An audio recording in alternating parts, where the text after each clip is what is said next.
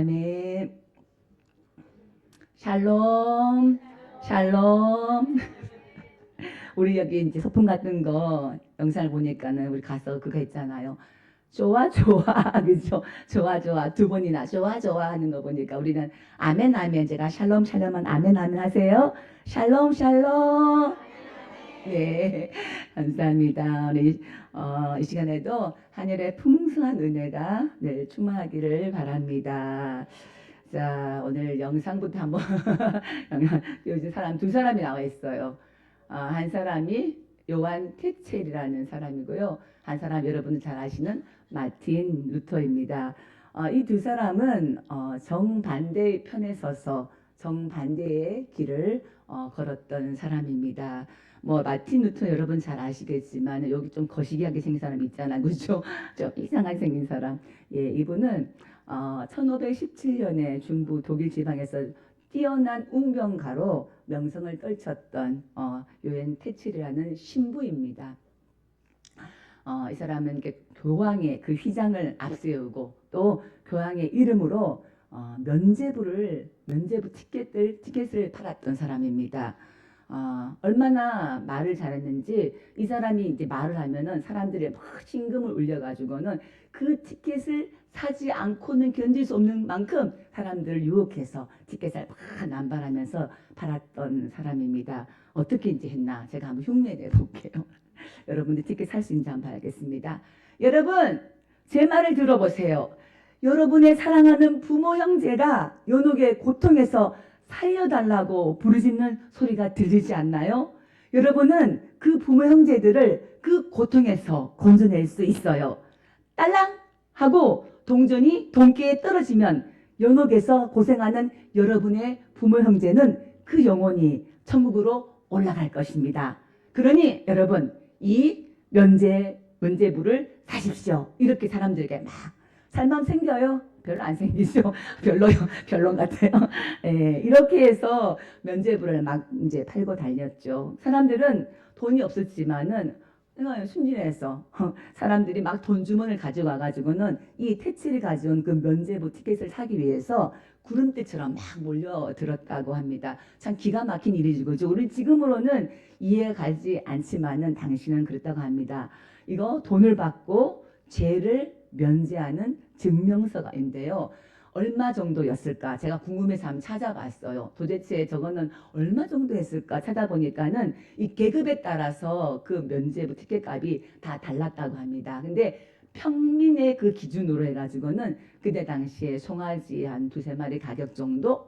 그러니까는 비싸죠. 뭐 몇백만 했겠죠, 그죠? 그렇게 이 비싼 가난한 사람들은 더 비쌌겠죠. 그럼에도 불구하고 빚을 내서라도 이 면죄부를 이제 구입해서 돌아가신 부모 형제를 천국으로 보냈다는 것이죠. 이제 이 사람들은 아까 이제 두 사람을 보였는데 다른 편에 섰다 그랬잖아, 그죠?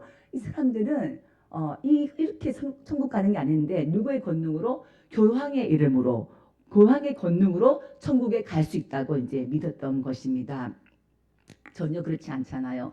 천국은 어떻게 갑니까? 우리 그 교회학교 아이들이 더 잘 알아요, 사실은. 그때 이 노래가 없었는가 봐요. 돈으로도 못 가요.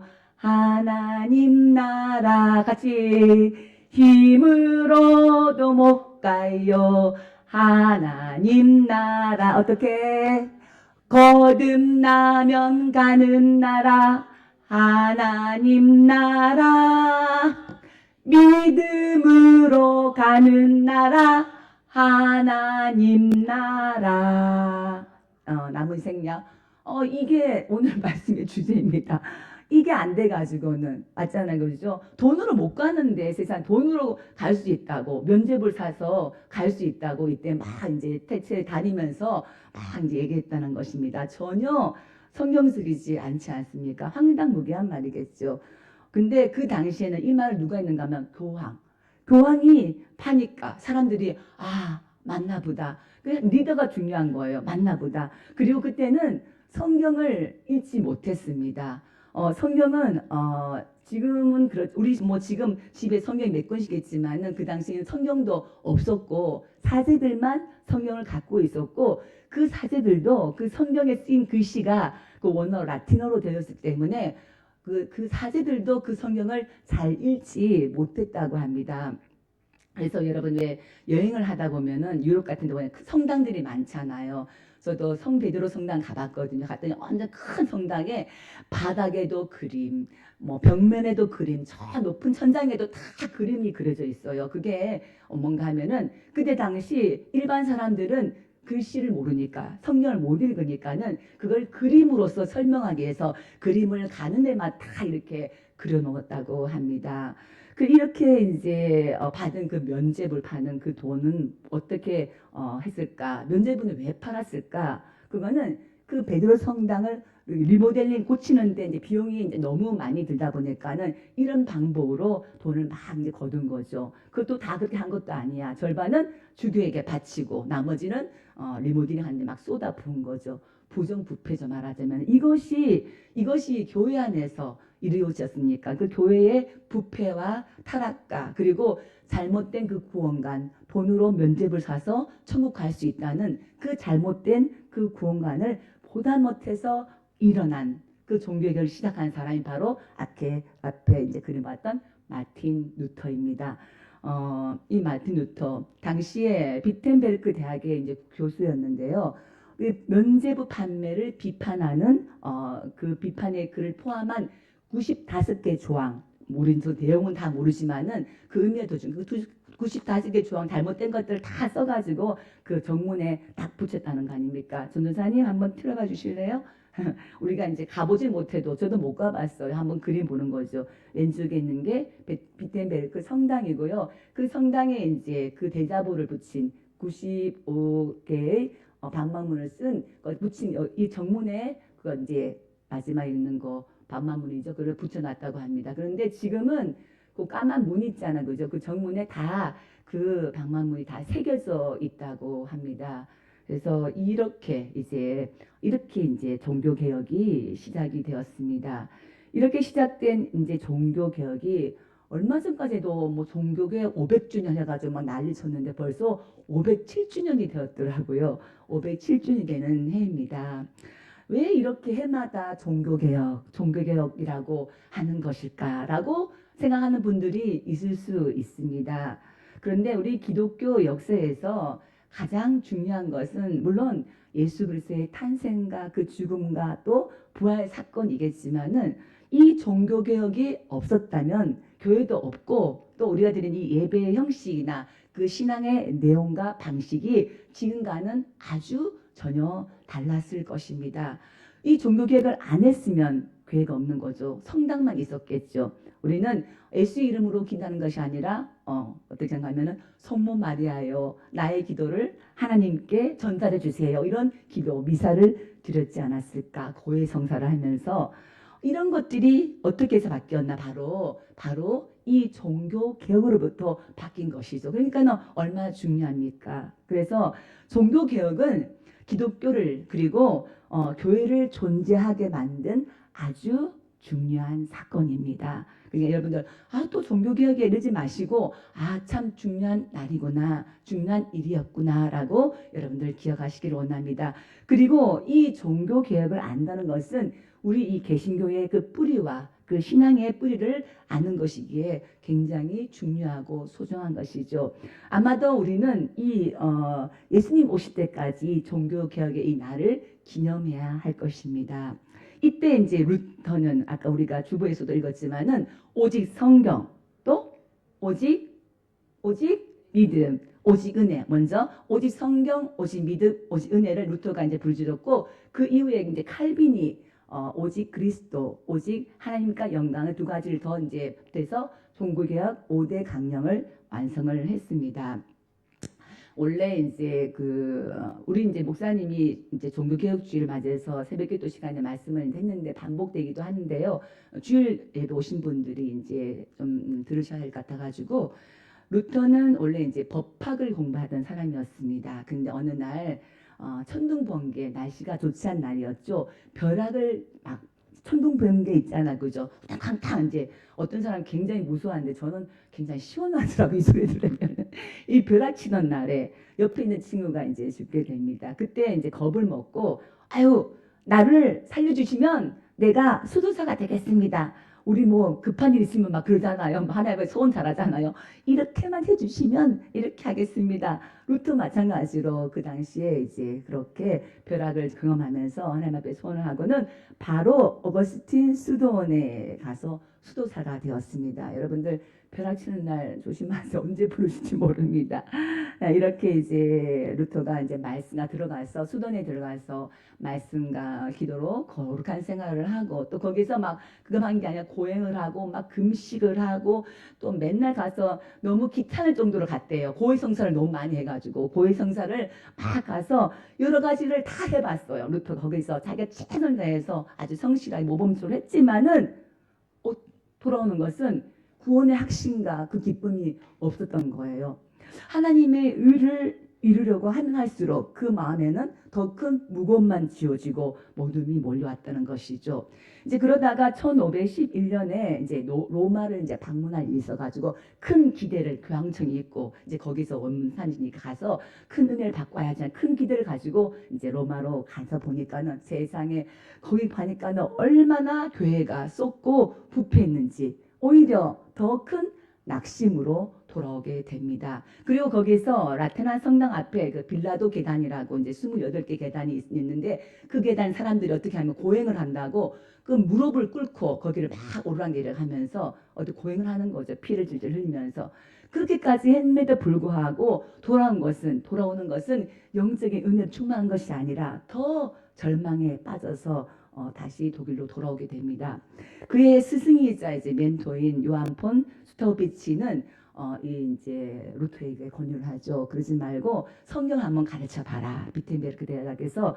그래서 이제 거기서 열심히 성경 공부를 하면서 시편과 로마서와 갈라디아서와 히브리서를 이제 강의하면서 그 말씀을 읽으면서 성경에 뭐죠? 오직 말씀이었다는 거죠. 오직 성경. 그 말씀을 읽으면서 그 말씀 속에서 본인이 몰랐던 것을 깨닫게 되고 알게 되면서 구원이라는 것은 이 고행이나 선행으로 되는 것이 아니다.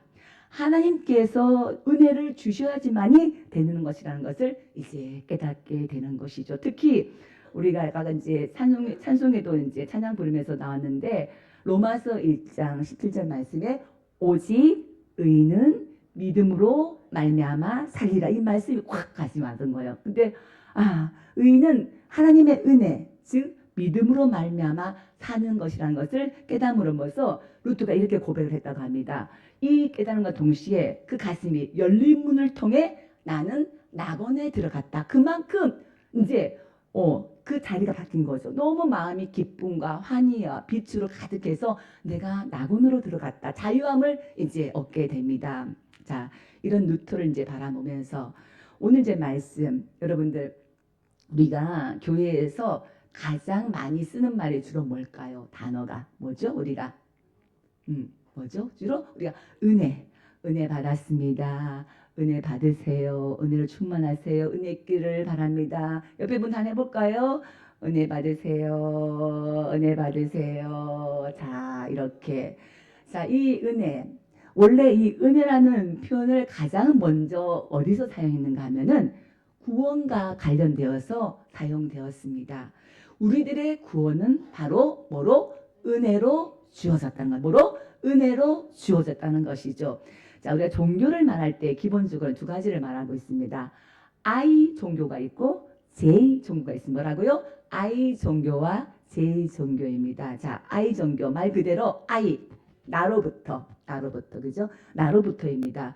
루트가 처음에 어떻게 했습니까?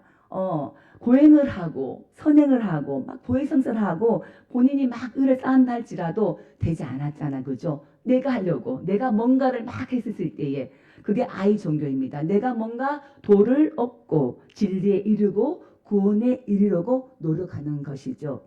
내가 뭔가 의로운 사람 되어야만이 내가 어떤 진리의 단계에 들어선다고 생각했던 것입니다. 그런데 기독교는 그게 아니거든요. 기독교는 뭐라고? J종교. 뭐라고? J종교. 지저스. J종교.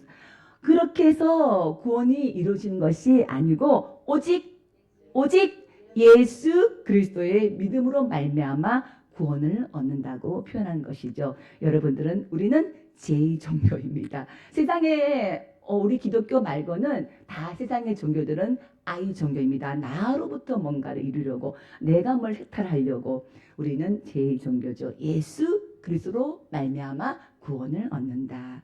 자, 우리가 읽은 본문이 이것에 대해서 아주 잘 설명해 준 구절입니다. 우리 8절 말씀 한번 읽어보시겠습니다. 너희는 그 은혜에 의하여 믿음으로 말미암아 구원을 받았으니 이것은 너희에게서 난 것이 아니요 하나님의 선물이라. 자, 여기 보면 구원을 받았다. 옛날 성경에는 구원을 얻었다가 나와 있더라고요. 구원을 받았다, 구원을 얻었다라고 나오잖아요. 기독교의 아주 중요한 그 메시지가 구원을 받기 위해서 이렇게 예를 쓰는 그런 종교가 아니라는 것입니다. 이미 얻은 그 구원을 우리는 누린다는 것이죠. 뭐라고요? 누리는 것입니다. 내가 막 어떻게 해가지고 받는 것이 아니고 이미 얻은 구원을 우리가 누리는 것입니다. 자, 이 본문을 보시면은 우리가 구원을 받기 위해서 중요한 두 가지가 나옵니다. 뭐가 나오죠? 은혜와 믿음입니다. 은혜에 의하여 믿음으로 말미암아 이렇게 나오죠. 은혜와 믿음입니다. 근데 여러분 은혜, 믿음 어느 것이 더 중요할까요? 어느 것이? 은혜. 역시 이게 우리 암송 고줄에 있습니다. 그죠? 맞습니다. 우리는 은혜로 구원을 얻었다, 믿음으로 구원을 얻었다 라고 했을 때 은혜로 구원을 얻었다는 것이 맞습니다. 왜냐하면 이 앞 본문 2장 5절을 보시면은 허물에 죽은 우리를 그리스도와 함께 살리셨고 너희는 은혜로 구원을 받은 것이라 이렇게 나와 있어요. 믿음도 은혜에 의한 믿음, 그 은혜에 의한 믿음입니다. 그래서 우리가 구원을 받는 데 있어서 제일 중요한 것은 바로 은혜입니다. 그렇다면 은혜란 무엇인가? 여러분 은혜 뭐죠? 선물이죠. 그죠? 우리가 그저 받는 거, 선물 돈 주고 받는 거 아니잖아. 그죠? 은혜잖아. 그냥 받잖아요. 값없이 주는 선물. 나는 그를 받을 자격이 없지만 조건이 되지 않지만은 주는 거예요. 하나님께서 우리에게 주신 모든 것들, 우리가 은혜로 선물 받는 것들 참으로 많습니다. 자, 그런데 여기에서는 여기서 나오는 그 은혜는 그 앞에 은혜 앞에 뭐가 나온가 하면은 그 은혜입니다. 뭐라고요? 그 은혜 이렇게 정관사가 이제 붙어 있습니다. 그래서 일반적인 그 은혜가 아니라 여기서는 그 은혜인데 그 은혜라고 하는 것은 하나님께서 주신 그 모든 선물 중에서도 가장 귀한 선물 뭘까요? 가장 귀한 선물 예수 그리스도. 뭐라고요? 예수 그리스도를 말하고 있습니다. 예수 그리스도께서 이 땅에 오셔서 죽으시고 또 다시 사신 일, 그것으로 말미암아 우리의 죄를 사여 주시고 우리가 자유 없는 우리에게 자유함을 주시고 하나님의 자녀가 되게 하시고 영생을 보게 주신 거, 바로 이것이 그 은혜인 것입니다. 그러니까 우리가 이제 왜 하면서도 조금 마음에 막 뭔가 마음에 울컥울컥하고 감동이 오잖아요. 또 가슴이 막 떨리면서 은혜 받았음 같습니다. 은혜, 물론 은혜 맞습니다. 그런데 가장 은혜의 그 본질은 바로 뭐라고요? 예수 그리스도이라는 것이죠. 예수 그리스도가 이 땅에 오셔서 많이 하신 일, 또 예수 그리스도가 이루신 일, 예수 그리스도가 우리를 위해서 행하신 모든 놀라운 일, 그 예수 그리스도를 통한 그 은혜에 의해서 뭐를 받았다? 구원을 받게 된 것입니다. 자, 그러면은 여기서 이제 믿음이 나오잖아요. 그럼 믿음이란 뭘까? 그 은혜가 우리 것이 되게 하는 그 수단과 역할을 한 것이 바로 믿음이라는 것입니다. 그래서 우리 기독교 신앙은 아까 얘기했던 세상의 그 아이 종교와는 다릅니다. 우리는 제2종교잖아요. 한국의 토수 신앙이 많잖아. 샤머니즘에서. 그래서 그 많은 종교에서 말하는 그 신신과는 다르다는 것입니다. 제가 시집을 어디로 갔었나 하면은 전남, 공군, 대서면, 금마리 239번지입니다. 꼴짝이 아주 전라도 그 꼴짝이 끄트머리에 공군 끄트머리 있잖아. 지도를 봐도 끄트머리, 거기가 우리 이제 시댁이고 제가 그쪽으로 시집을 가가지고 처음에 시댁 갔더니 어머 이런 곳에도 사람이 사나, 한번 들어가면 나오지 못할 것만 같더라고요. 근데 가장 충격적이었던 것은 우리 시어머니가 16살 때 시집을 갔거든요. 그래서 거기서 사시는데 거기를 떠나본 적이 없으세요. 우리 시어머니는 돌아가실 때까지 거기 돌아가셨는데 머리를 쪽지고 아침 깜짝 놀라서 새벽에 나가니까는 장독대에 물을 떠다 놓고 막 계속 이제 막 빌고 계시는 거 있죠. 그걸 아침 저녁으로 하시더라고. 얼마나 신심이 강합니까? 그게 아이 종교에서는 믿음이 아주 좋다라고 말할 수 있겠지만은 우리가 말하는 그 우리의 이 기독교에서 그 믿음은 그런 그 신심과는 다른 믿음이죠. 우리의 믿음은 하나님께서 행하신 그 일을 그대로 받아들이는 것입니다. 뭐라고요? 받아들이면 되는 것입니다. 마치 우리가 나가면 하늘에 하게 쫙 태양빛이 비치잖아요. 끝도 태양빛이 비칠 때 우리가 그 태양빛을 우리가 받는 것처럼 우리는 전 인격적으로 우리가 그 믿음을 하나님께 하신 일을 우리가 수용하면 된다는 것입니다. 그 수화를 내가 잘 모르지만 내가 두 개는 알거든요. 이게 뭔지 알아? 수화에서 사랑이죠. 하나님이 주신 그 사랑. 너무 이게 성경적인 사랑인데 은혜가 있어요. 은혜는 이 사랑을 내가 믿음으로 받아들이니까 이게 은혜더라고요. 어떻게 가슴에 손에 대고 이렇게 이게 은혜예요. 은혜.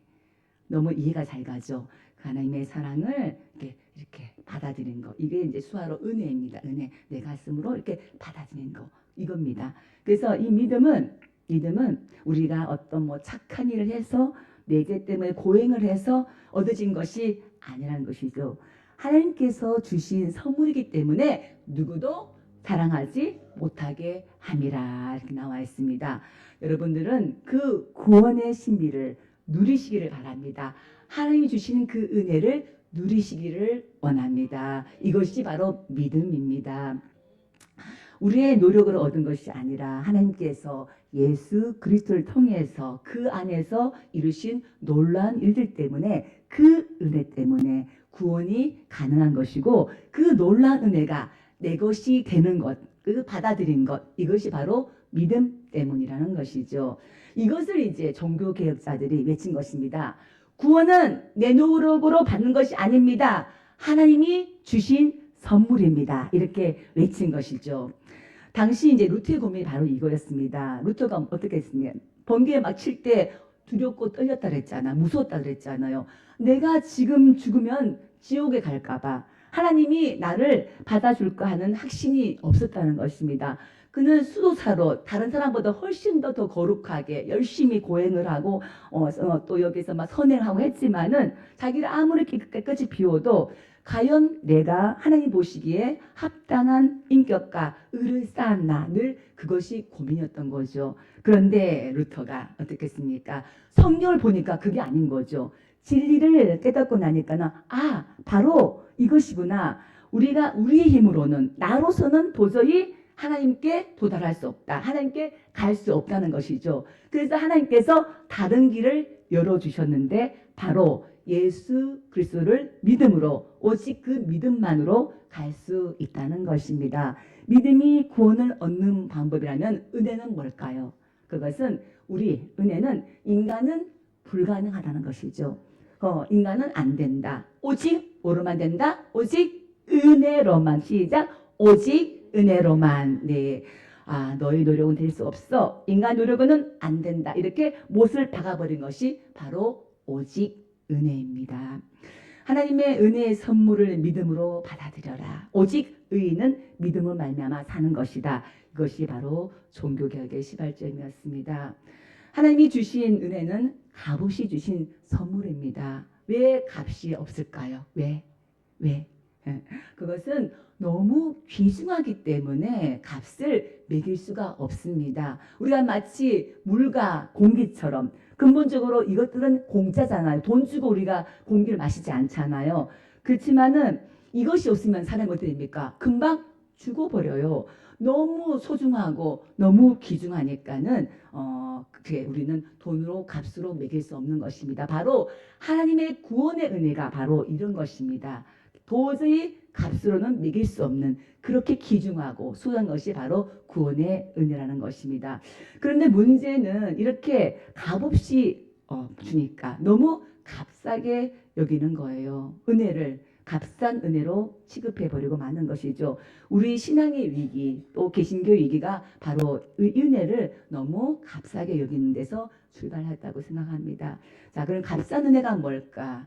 보네포가 이렇게 말했다고 합니다. 순종 없는 은혜, 십자가 없는 은혜, 살아계신 예수 그리스도를 무시하는 은혜, 이것이 값싼 은혜이다. 순종이 없고 십자가가 없고 예수 그리스도가 없는 그 은혜, 값싼 은혜라는 것이죠. 그런데 값하지 않지 않습니까? 얼마나 귀하게 귀한 대가를 치르고 우리가 구원을 받았습니까? 사랑하는 독생자 예수 그리스도를 십자가에 못 박았습니다. 그 아들도 어찌하여 나를 버리셨나이까 이렇게 탄식하면서 그 죽음의 고통을 회피하려고 했습니다. 그러나 하나님은 그 외아들을 버리시고 우리를 택하시고 우리를 구원해 주신 것이죠. 얼마나 값진 선물입니까? 그런 아픔과 고통 중에서 주어진 것이 바로 우리의 구원입니다. 그것이 바로 그 은혜입니다. 결코 값싼 것이 아닙니다. 우리의 구원은 예수 그리스도의 피값으로 받은 구원의 은혜입니다. 보네프가 말하기를 은혜에서 순종을 면제받는 것이 아니다. 올바른 순종은 은혜에서 시작한다. 이게 무슨 말인가 하면은 은혜를 깨닫게 되면은 자연스럽게 우리에서 우러나오는 순종을 하게 된다는 것이죠. 어떻게 보면 은혜로 구원을 받았기 때문에 내가 무능력하고 나태하고 내가 아무렇게나 삶을 사는 것이 아니라 은혜란 올바른 순종의 시작이라는 것입니다. 왕비가 된 창녀가 있어요. 창녀가 그야말로 성은을 입어서 왕비가 된 것이죠. 큰 은혜를 받은 거죠. 자, 그렇다면 왕비가 되었으면 어떻게 살아야 하나요? 왕비는 왕비답게 살아야 합니다. 옛날의 그 창녀의 생활, 즐거움, 거기에 빠져서는 안 된다는 것이죠. 당연히 왕이 기뻐하지 않습니다. 신랑 되신 우리 예수님이 이제는 기뻐하지 않아요. 우리는 분명히 알아야 되는 것이 우리는 구원을 받기 위해서 선행하는 것이 아니고 이제는 구원받는 그 이후에는 하나님의 자녀답게 왜? 구원의 은혜를 선물 받았기 때문에 하나님의 자녀답게 살아야 하는 것입니다. 그래서 루터가 이런 말을 했어요. 우리는 사랑한다. 우리는 다 이웃을 사랑한다. 그러나 사랑을 통해서 구원받기 위해 사랑한 것이 아니라 그리스도 예수 안에서 놀라운 그 사랑이 넘치고 충만하니까 사랑하고 그리고 나누어 주는 것이다. 중요한 것은 구원받기 위해서 그런 것이 아니라 이미 은혜로 구원받아 하나님의 자녀가 되었기 때문에 우리는 그런 삶을 살아가는 것이고 거기에 따른 우리의 말과 행동과 태도가 분명히 필요하다는 것입니다. 이제 너는 왕이다. 이제 너는 왕비다. 하나님의 백성이야. 그렇다면 과거의 삶을 살지 말고 새롭게 하나님의 자녀답게 살아가는 거야. 신부는 왕비인데 하나님의 자녀인데 거기 옛것들을 움켜쥐고 죄의 수렁에서 허우적거리는 삶은 안 되지 않습니까? 이것이 마땅히 구원받은 자녀답게 살아가는 삶인 줄 믿습니다.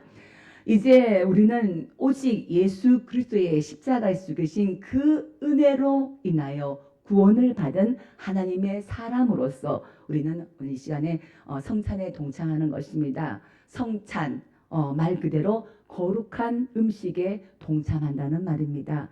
빵은 예수 그리스도의 몸을 상징하고 포도주는 예수 그리스도의 피를 상징하죠. 그래서 우리는 성찬을 통하여서 그리스도의 몸 안에, 그리스도의 피 안에, 그리스도의 말씀 안에, 그 사랑 안에 살아가야 한다는 것입니다. 우리 주님께서 우리를 위해서 베풀어 주신 그 하늘의 은혜, 구원의 은혜를 기억하면서 그 하나님의 은혜에 동참하는 저와 여러분이 되시기를 주님의 이름으로 축원합니다.